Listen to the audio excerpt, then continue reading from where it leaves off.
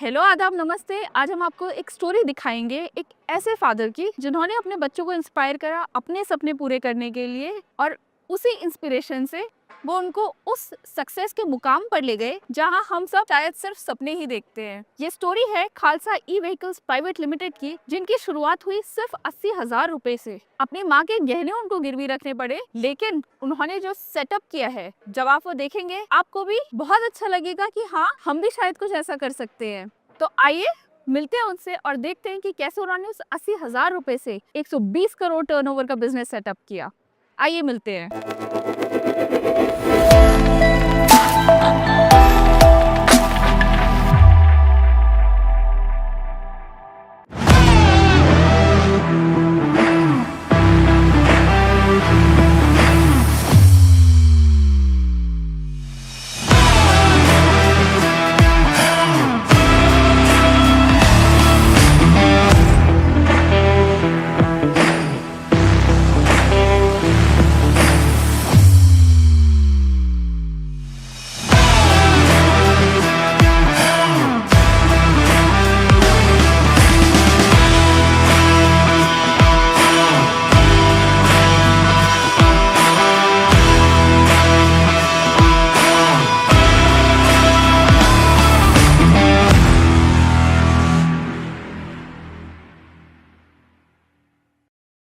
Hello sir, welcome to the show. Thank you. तो हम बात कर रहे थे अपने व्यूअर्स से भी ये कि आपकी एक कंपनी थी, एक ट्रैक्टर के स्पेयर पार्ट्स की कंपनी थी, डॉट का वो किधर थी? ये मुजफ्फरनगर में रुड़की रोड पर जी। हमारी शॉप थी। काफ़ी करीब 25-30 साल से थी। तो हम वहीं ट्रैक्टर पार्ट्स के स्पेयर का काम करते थे। तो हम तो कर रहे ही थे, लेकिन हमारे बच्चे कहने लगे मैं ये काम नहीं करूँगा, मैं इलेक्ट्रिक व्हीकल का काम करूँगा। अच्छा। हाँ, तो 2014 में इलेक्ट्रिक व्हीकल का काम आया। उस टाइम तो पर एक ज़ोर पर भी था, ज़ोर कुछ पर इलेक्ट्रिक शुरुआत ही हुई व्हीकल्स थी की उस टाइम शुरुआत पे। थी उस टाइम पर। तो हमने उनको रोका नहीं, वो कहने लगा हमें काम करना है, लेकिन बात ये आ गई कि पैसा तो था नहीं हमारे पास। तो फिर भी मैंने कहा कि इनका क्या बच्चे का मन तोड़ें। तो हमारी मिसेज के पास लगभग जो भी ज्वेलरी थी हमने उसको गिरवी रखा उस टाइम पर। तो उसमें से हमें 80,000 रुपये ज्वेलर्स ने दिया और उस 80,000 से हमने काम शुरू करा। तो काम खैर जैसे हमने एक रिक्शा डीलर से ली, तो वो बेच दी, दूसरी ली तो उससे बेच दी, तो उसमें कुछ अच्छा रिस्पॉन्स आने लगा। तो बच्चे कहने लगे अब हम धीरे-धीरे जो है इसको असेंबल में ले जाएँगे। फिर ये असेंबलिंग लाइन में आ गए। अब ये बच्चे जो है अपने आप ही असेंबलिंग का माल आते थे और खुद ही असेंबल करते थे। ये नहीं कि उस टाइम क्योंकि वर्कर तो था नहीं हमारे पास, दोनों बच्चे हमारे यही। तो इन्होंने बड़ी हिम्मत करके और बड़ी मेहनत के साथ अपने जो है इस रिक्शा लाइन को आगे बढ़ाया है और धीरे-धीरे बढ़ते चले गए। अब पैसों की ज़रूरत हुई ज़्यादा कि जब अब बढ़ना है तो पैसा भी चाहिए। तो फिर हमने जो हमारी ट्रैक्टर पार्ट्स की शॉप थी, हमने उसको जो है सेल कर दिया। उसमें जो लगभग 40-50 लाख के आसपास मुझे मिला है, तो वो पैसा हमने इनमें इन्वेस्ट कर दिया। तो उससे जो है हमारे को बड़ी सपोर्ट मिली और हम फिर धीरे-धीरे फैक्ट्री लाइन में आ गए। अब बच्चे तो कर ही रहे हैं सारा काम, अच्छा लगता है। अच्छा, अक्सर इंडिया में ऐसा होता है कि फादर और बेटों के बीच में एक थोड़ा-सा क्लैश रहता है कि आपकी एक अलग सोच होती है, बच्चों की जनरेशन की अलग सोच होती है। क्या ऐसा कुछ क्लैश हुआ था आप लोगों के बीच? नहीं, नहीं, मेरे साथ नहीं हुआ क्योंकि असल में क्या है कि हमारे यहाँ किसी तरह का कोई ऐब नहीं है। हुँ, ना हम खुद करते, ना बच्चे हमारे करते। बच्चे भी बिल्कुल आज के टाइम पे देखो, हुँ। कलयुग में कोई भी मुझे लगता नहीं कि बच्चे इस तरह के हैं कि किसी भी तरह का जो है ऐब ना करते हों। लेकिन हमारे बच्चे किसी भी तरह का पान, बीड़ी, सिगरेट, तम्बाकू, शराब कुछ भी नहीं। इसी वजह से जो है अपना जो है काम के अंदर इनका इंटरेस्ट है, तो उसी में जो है ये बढ़ते जा रहे हैं और और आगे बढ़ेंगे, हमारा आशीर्वाद इनके साथ है। तो हमें गर्व है बच्चों पर कि भई बच्चे जो हैं हमारे बहुत अच्छे हैं, लायक हैं। हमें जब दुनिया कहती है कि ये सत्यम शिवम खालसा ई-रिक्शा वाले के माँ-बाप हैं, तो हमें बड़ा गर्व होता है, हमारा सीना चौड़ा हो जाता है, हमें बहुत अच्छा लगती है। मेरे ख़्याल में हर माँ-बाप यही चाहता है कि उनके बच्चे इतनी मेहनत करें, इतना नाम कमाएँ कि वो उनके नाम से जाने जाएँ। हाँ जी, हाँ जी। बिल्कुल, बिल्कुल ऐसे ही है। ऐसा कोई आपको किस्सा याद आता है बचपन का, जब आपने देखा हो कि हाँ, बच्चे अच्छा ठीक है, अब अपनी ज़िंदगी कुछ कर जाएँगे? ये जो हमारा जो बड़ा बेटा है शिवम, तो उसने जो है एक बार कुछ हमारा ट्रैक्टर पार्ट्स में डाउनफॉल आ गया था।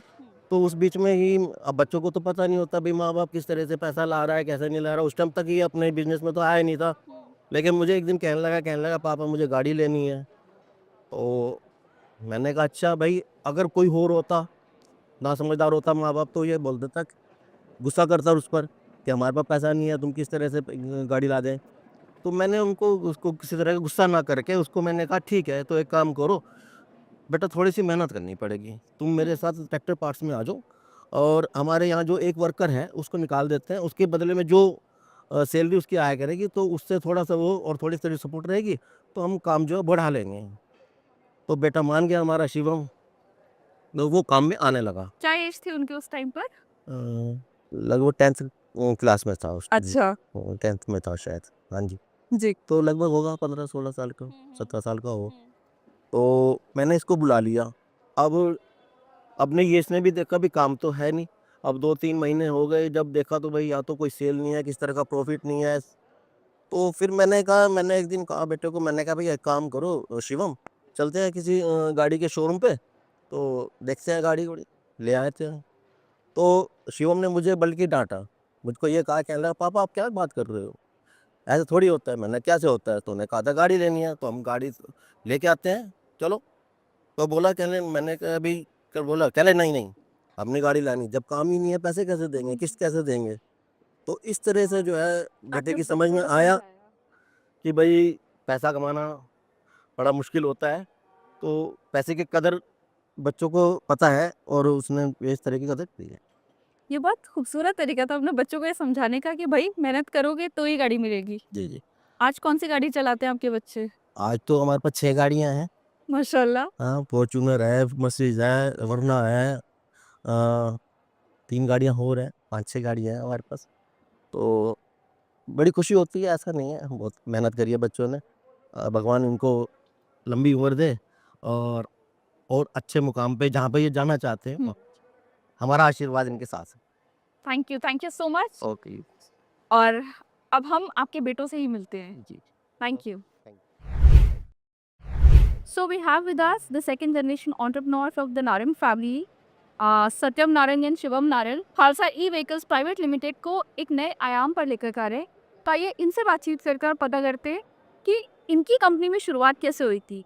तो शिवम आप बताइए, हमें सर बता रहे थे कि उन्होंने आपको कैसे स्लोली कंपनी में लेकर आए। हाँ। आपका क्या पर्सपेक्टिव था उस टाइम पर?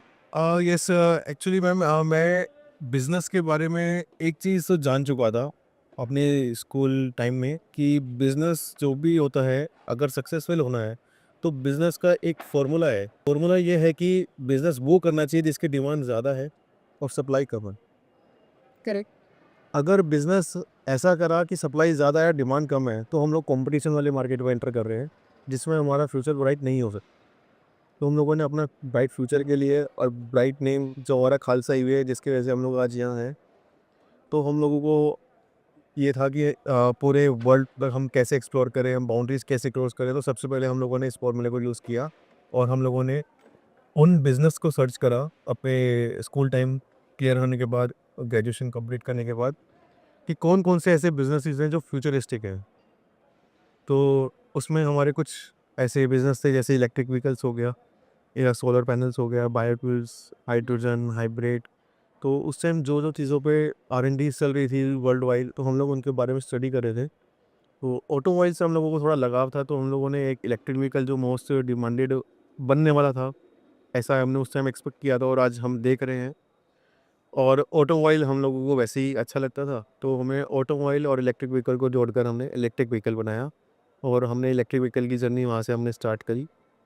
स्टार्टिंग हम लोगों ने सबसे पहले एज़ अ व्हीकल को प्रॉपर स्टडी करने के लिए हम लोगों ने उस पे असेंबलिंग्स करनी स्टार्ट करी, वायरिंग के बारे में स्टडी करी, और कुछ टीम हायर करी, कुछ टीम के साथ बैठ के हम लोगों ने R&D करी, कुछ प्लान्स करे। तो वहाँ से हमारी ये जर्नी स्टार्ट हुई इलेक्ट्रिक व्हीकल्स में। और हम लोगों ने सबसे पहले ई-रिक्शा प्रोडक्ट हम लोगों ने रेडी किया था। पहले लेड एसिड में आता था, अभी हम लोग लेड एसिड में बैटरी जो होती थी वो लेड एसिड वाली होती थी।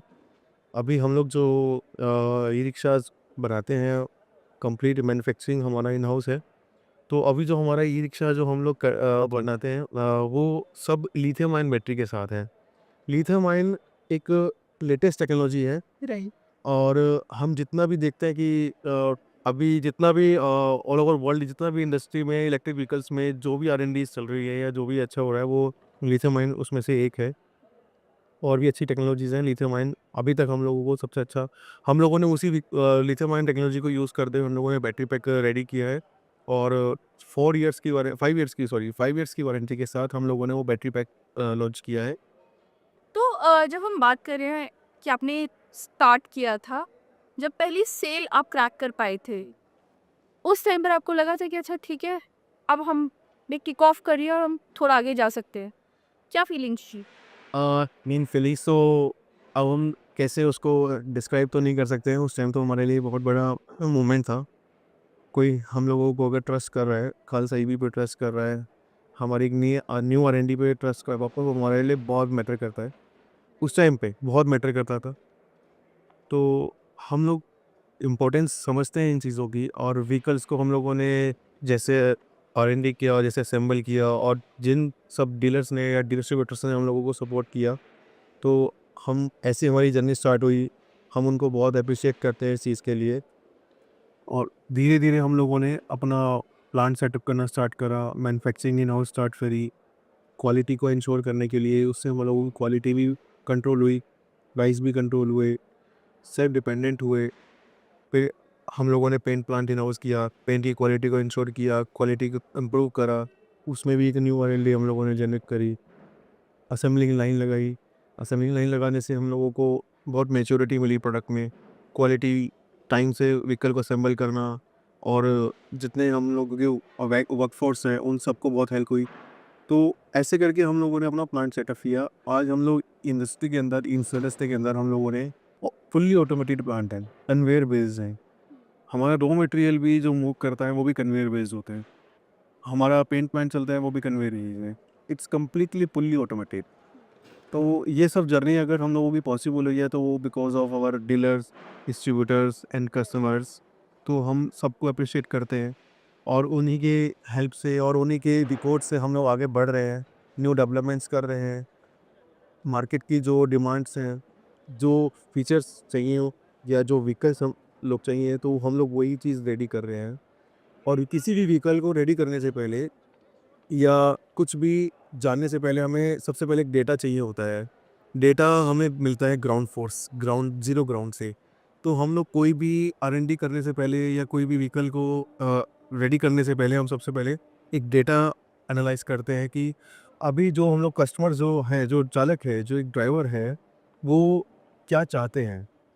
एग्ज़िस्टिंग व्हीकल जो वो चला रहे हैं, उनको उसमें क्या-क्या इश्यूज़ हैं, क्या-क्या प्रॉब्लम्स हैं, वो जानना हमारे लिए बहुत ज़रूरी है। करेक्ट, तभी आप कुछ नया डेवलप कर सकते हैं, तो उसका सॉल्यूशन होगा, राइट? Yes, yes. तो हमारा जो फ़ॉर्मूला जैसे मैंने आपको स्टार्टिंग में बताया था कि एक फ़ॉर्मूला होता है बिज़नेस का कि सप्लाई कम और डिमांड ज़्यादा। तो ऐसे ही एक न्यू डेवलपमेंट का एक फ़ॉर्मूला होता है कि आपको जो भी प्रोडक्ट बनाना है, वो प्रॉब्लम सॉल्विंग प्रोडक्ट होना चाहिए। राइट। अब प्रॉब्लम सॉल्विंग प्रोडक्ट बनाने के लिए तो सबसे पहले हमें ये जानना होगा कि प्रॉब्लम है क्या? तो वो प्रॉब्लम्स हमें ग्राउंड से मिल जाती। हम लोग हमारी टीम पहले हम लोग करते थे, अब हमारी टीम करती है इस चीज़ को। तो हम लोग ज़ीरो ग्राउंड पे सब डेटा कलेक्ट करते हैं, क्या-क्या प्रॉब्लम्स हैं, व्हीकल को एक रन करने में क्या प्रॉब्लम्स आती है, रेंज एंग्ज़ायटी एक प्रॉब्लम मेजर प्रॉब्लम तो रेंज एंग्ज़ायटी है। ये व्हीकल जो है ये डेली अर्निंग व्हीकल है, तो जो चला रहे हैं उनको अर्न करना है। करेक्ट। तो जितना मैक्सिमम अर्न होगा वो उतना अच्छा है, तभी वो ईएमआईज़ भी अच्छे से पे कर पाएँगे, अपने फैमिलीज़ को भी अच्छे से सपोर्ट कर पाएँगे। आगे वो भी कुछ नया व्हीकल ले सकते हैं, थोड़ा अच्छा न्यू डेवलपमेंट वाला कोई व्हीकल आता है। तो हम लोगों ने सबसे पहले ये डेटा कलेक्ट किया और उस डेटा के अंदर हम लोगों को जो सबसे पहले पता लगता है कि वो रेंज एंग्ज़ायटी है, तो हम लोग इस पॉइंट को बहुत मेजर मान के चलते हैं। दूसरा पॉइंट आता है सर्विस। सर्विस बहुत अच्छी रिक्वायर होती है कि सर्विस अच्छी होनी चाहिए, तो हम लोगों ने सर्विस को अच्छा किया, अपनी टीम के अंदर सर्विस को इनोवेट किया। अब हम लोगों ने पूरी हायरार्की स्टेबल की है, हायरार्की है और पूरा प्रॉपर हम लोग कोई भी कंप्लेंट आती है, तो हम लोगों का जो प्राथमिकता रहती है, वो ये कि हम लोग 24 आवर्स में हम कंप्लीट सॉल्यूशन उस प्रॉब्लम का कर पाएँ। तो ऐसे करके हम लोगों ने जर्नी स्टार्ट करी है और हम मार्केट का एक्सपीरियंस करते हम लोग यहाँ तक पहुँचे हैं। आज एक्सपीरियंस ही हमें आगे लेकर जा रहा है और हम लोग डे बाय डे कुछ ना कुछ नया सीखते हैं। आई थिंक लाइफ में जब से हम इस दुनिया में आए हैं और जब तक हम इस दुनिया में हैं, till death, till last day of our life, हम लोग रोज़ कुछ ना कुछ नया सीखते हैं। ट्रू। तो इसको एडप्ट करना, उसको समझना।